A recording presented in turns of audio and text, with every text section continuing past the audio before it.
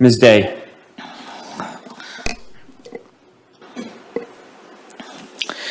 My name is Juliana Day, and this is a very emotional day.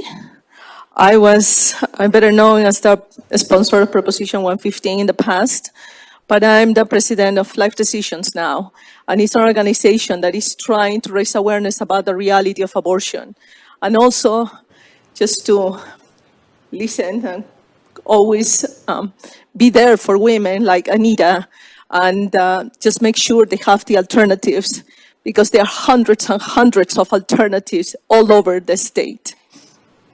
But I'm here representing myself. I'm here against the most barbaric, cruel, and inhumane piece of legislation, not only in the state of Colorado, but in our nation, and mainly in the entire world. This is what we're discussing today: the legalization of the unrestricted killing of a human being in the womb at any stage of pregnancy, even until the moment of birth, and to make it into a state law. Let me remind you what you are proudly advocating and supporting with this bill. First, what is abortion? It's fundamentally the taking of an innocent human life in a brutal way, using instruments to rip and break apart a human being, such as forceps that crush, grasp, a dismembered child, scissors to cut a baby's body, or a vacuum to suction the defenseless baby. Let's be clear, this is not reproductive health care. Most importantly, this bill does nothing to address the root problems that a woman faces that drive her to consider an abortion. This bill doesn't extend a helping hand and compassion to a woman who is facing an unplanned or challenging pregnancy. To the contrary, it leaves her to deal with regrets and the psychological, physical, and emotional pain of having an abortion. This bill also wants to achieve racial equity by targeting people of color and people with low incomes. Ms. Day, I'm sorry you are over time. Thank you for your testimony.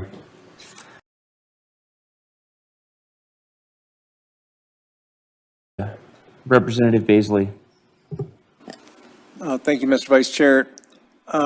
Ms. Day, thank you for being here. Could you give us, and thanks for your testimony earlier, I'm curious from your perspective, what's this conversation like in the Latino community, especially among the younger women? Can you help inform us on kind of the culture of it, the conversation these days?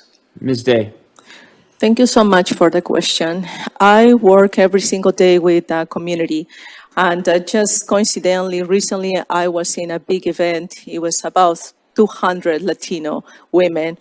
And I passed around this bill. And they were in shock, all of them. Not even one single member of the Latino community rejected my position or my explanation about this bill. So what I've done, and I did it last night, I translated the entire bill. So because we are about information, and I will invite the sponsors of this bill to join me, because it's important to explain exactly what you are trying to do, especially since this bill is specifically for people of color, or better say blacks or browns. That is very insulting, even characterizing all of us like that. Just to explain what you're trying to do, because in the Latino community, we are very loving, we care for each other, we have family values, and when someone is in distress, we help each other. So they were horrified, and I was very surprised because not only, they were different ages. They were older crowd, younger crowd, teenagers, and they hated a bill. They told me that it was cruel, inhumane, and since I'm going to be translated, I'm going to take it to the communities. I invite, you're my representative, Representative Frolick. I will invite you to join me, and I want very clearly to make sure every single member of the community, especially the Latino and Black community, has a very clear understanding that this is a bill that it keep exterminating minorities, that it was the fulfillment of the dream of Planned Parenthood founder. Come on, girl. Stop killing our people.